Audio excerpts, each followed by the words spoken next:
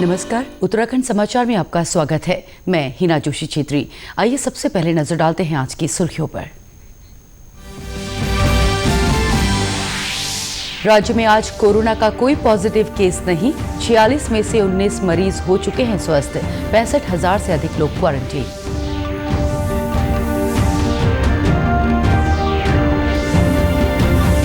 चौबीस अप्रैल से शुरू हो रहे रमजान में घरों से ही पढ़ी जाएगी नमाज। देहरादून में जामा मस्जिद के काजी ने की अपील, सोशल डिस्टेंसिंग का ध्यान रखते हुए घर पर ही करे रोजा और सहरी। चंपावत में मनरेगा के तहत सड़क निर्माण और चाय बागानों में काम हुआ शुरू। रोजगार मिलने से खुश हुए श्रमिक। सोशल डिस्टेंसिंग और जरूरी एहतियात का रख रहे ध्यान। 29 अप्रैल को ही खोले जाएंगे केदारनाथ धाम के कपाट। आज ऊखीमठ में मंदिर समिति के अधिकारियों और तीर्थ पुरोहितों की मौजूदगी में लिया गया फैसला। अब समाचार विस्तार से। राज्य में आज कोरोना का कोई पॉजिटिव केस सामने नहीं आया है। कोरोना परीक्षण की आज 277 रिपोर्ट्स नेगेटिव आई हैं, जबकि 516 सैंपल्स के नतीजों का अभी इंतजार है। राज्य में कोरोना से संक्रमित होने वाले लोगों की संख्या 46 है, जिसमें से 19 लोग स्वस्थ हो चुके हैं। 65,000 से ज्यादा लोग घरों में और संस्थागत क्वारंटीन हैं।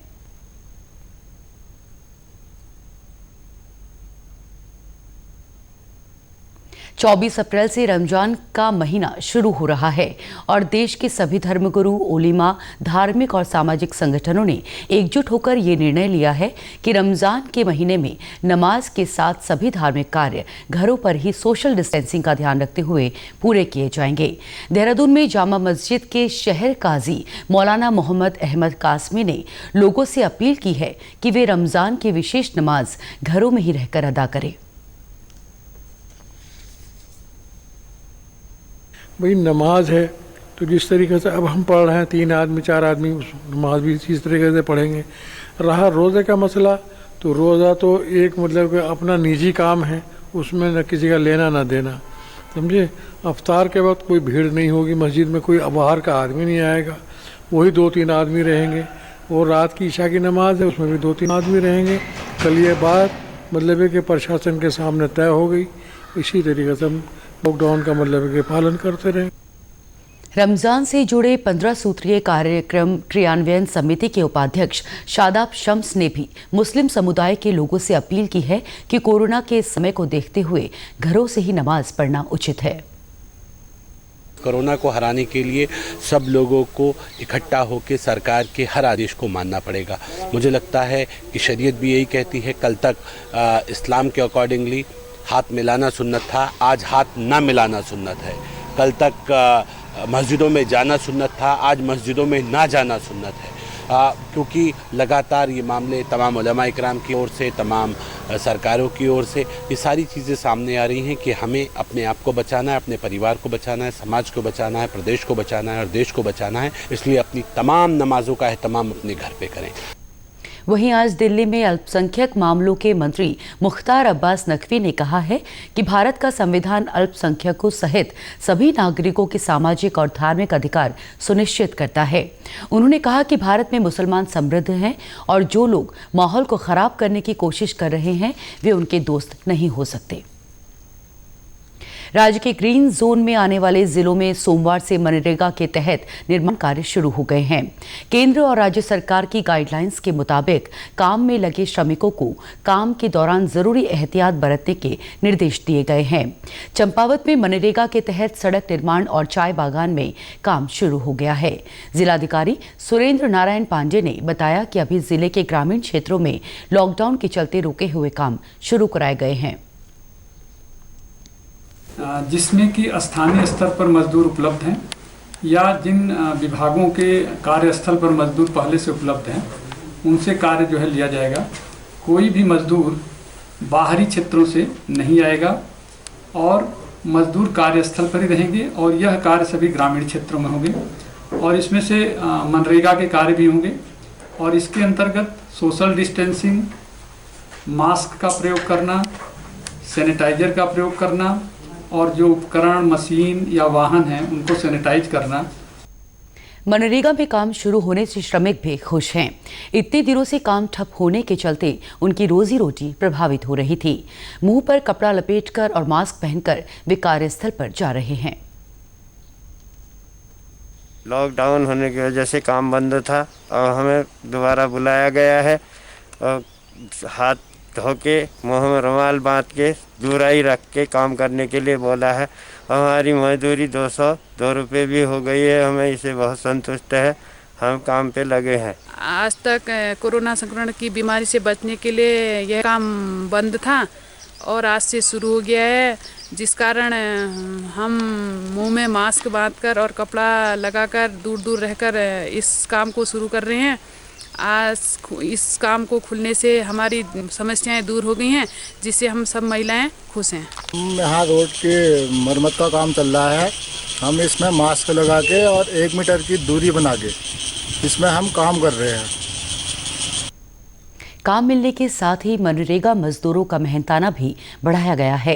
मनरेगा के तहत राज्य में अब प्रतिदिन 201 रुपये के हिसाब से मजदूरी का भुगतान किया जाएगा। पहले मनरेगा श्रमिकों को 182 रुपये प्रतिदिन के हिसाब से भुगतान किया जाता था।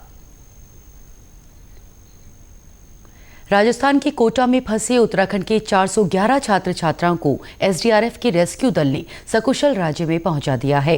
19 अप्रैल को 39 एसडीआरएफ जवानों का दल यहां से रवाना हुआ था। कोटा से लाए गए सभी छात्रों को उनके घरों के लिए रवाना कर दिया गया है। साथ ही उन्हें लाने वाले रेस्क्यू दल को क्वारंटीन किया गया है।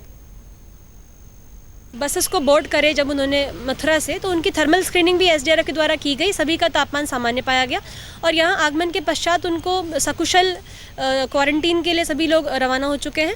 और जो फर्दर एक्टिविटीज़ होंगी टेस्टिंग संबंधी या जो भी उनके लिए कार्रवाई की जानी है, वो अग्रिम कार्रवाई स्वास्थ्य विभाग तथा प्रशासन के द्वारा संयुक्त रूप से की जाएगी। देहरादून पहुंचने के बाद टिहरी और उत्तरकाशी के 11 छात्र छात्राओं को टिहरी जिला मुख्यालय पर लाया गया। घर वापसी से छात्र और उनके अभिभावक बेहद खुश हैं।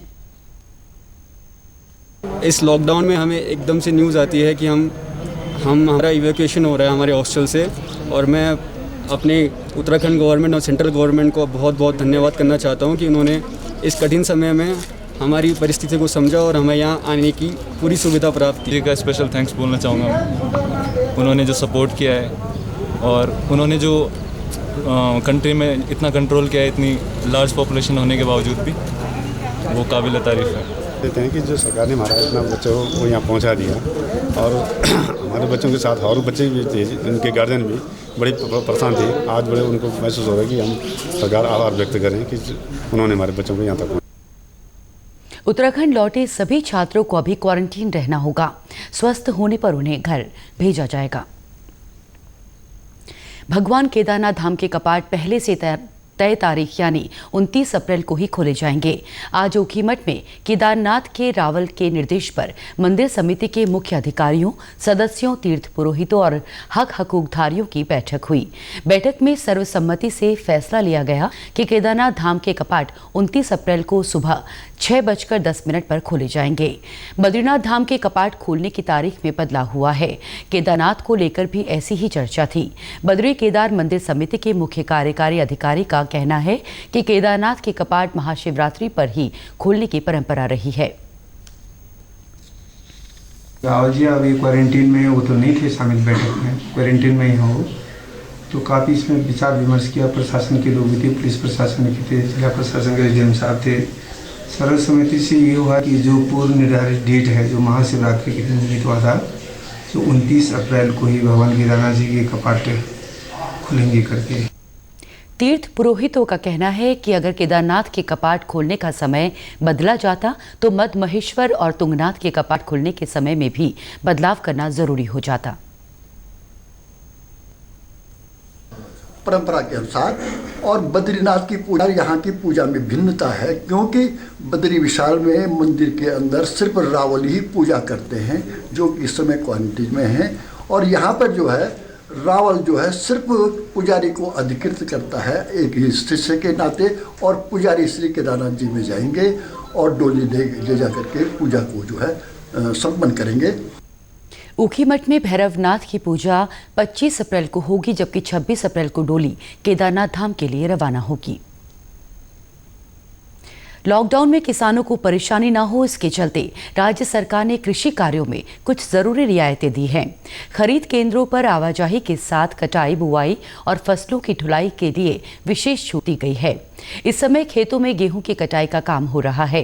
कृषि कार्यों में छूट मिलने से गेहूं की उपज को खरीद केंद्र तक पहुंचाने में किसानों को कोई दिक्कत नहीं आ रही है।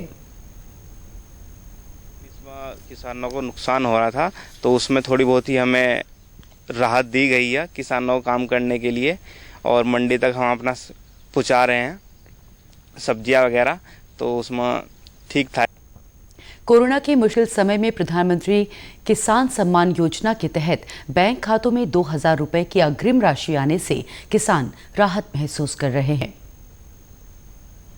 कोरोना जैसी महामारी से पूरा विश्व जूझ रहा है और ऐसे में निधि हमारे खातों में माननीय प्रधानमंत्री जी ने डाले हैं।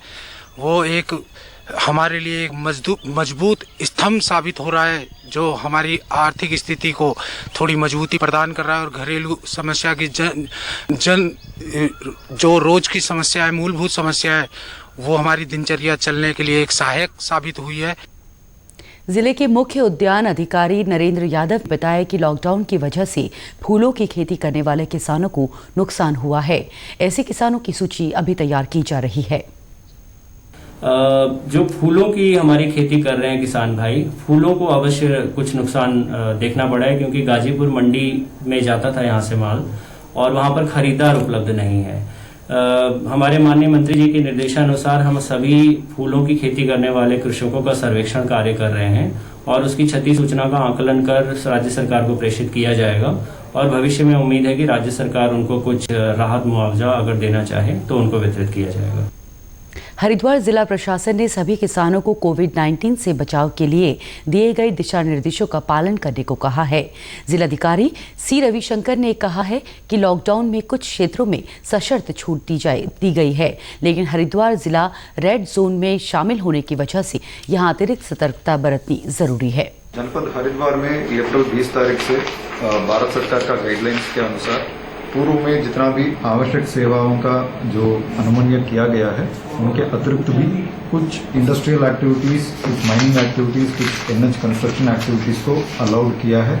मगर ये ध्यान में रखने वाली बात है कि लॉकडाउन अभी भी जो है पूर्ण रूप से पालन करने का आवश्यकता है। कोई इसको शिथिलता से ना लें, क्योंकि अभी ऑलरेडी हरिद्वार में 7 केसेस पॉजिटिव आए हैं और कई केसेस का रिजल्ट आना बाकी है। वहीं ऊधम सिंह नगर में करीब 1 लाख हेक्टेयर में गेहूं की फसल बोई गई है, जिसकी करीब 60% कटाई हो चुकी है। जिले के मुख्य कृषि अधिकारी बताते हैं कि यहां गेहूं की कटाई ज्यादातर मशीनों के जरिए की जाती है, इसलिए श्रमिकों को लेकर कोई दिक्कत नहीं है।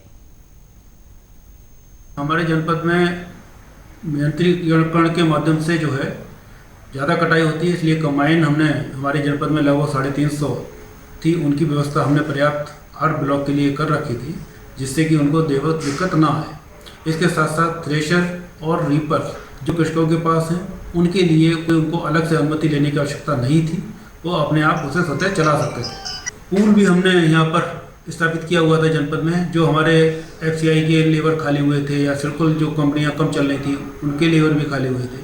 तो अगर किसी भी लोगों को इस तरह की ज़रूरत थी, जो बड़े बड़े फार्म मालिक हैं, तो उनको वहाँ से भी लेबर उपलब्ध कराई जा सकती है। जिन किसानों के खेतों में गेहूं की कटाई पूरी हो गई है, उन्होंने अपनी उपज क्रय केंद्रों तक पहुंचा दी है। बीमारी की महामारी की वजह से, तमाम दिक्कतों की वजह से प्रशासन के सहयोग के कारण हम लोग का गेहूं का काम, कटाई का काम सही से चल गया है और उसको हम लोगों ने क्रय केंद्रों पे पहुंचा भी दिया है। सरकार और अधिकारियों का बहुत बहुत आभार कि उन्होंने पास की व्यवस्था करके कंबाइनों को और श्रमिकों की व्यवस्था करा दी है। गेहूँ खेतों में बहुत बढ़िया कट गया है, डिस्टेंस रख के काटा है और बहुत बढ़िया तरीके से कटा है, इसमें कोई शक नहीं है और बहुत अच्छे ढंग से गेहूँ कट गया है, परेशानी नहीं आई। ऊधम सिंह नगर के सहायक निबंधक सहकारिता हरीश खंडूरी ने बताया कि सहकारिता विभाग, UCF, नेफेड और खाद्य विभाग के 139 क्रय केंद्र खोले जाने हैं, जिनमें 94 सहकारिता विभाग के, 22 UCF, 14 नेफेड और 9 खाद्य विभाग के खरीद केंद्र हैं। इनमें से 51 केंद्रों पर खरीद शुरू हो चुकी है। उत्तराखंड के समाचारों में आज बस इतना ही। चलते चलते मुख्य समाचार एक बार फिर। राज्य में आज कोरोना का कोई पॉजिटिव केस नहीं। 46 में से 19 मरीज हो चुके हैं स्वस्थ। 65,000 से अधिक लोग क्वारंटीन।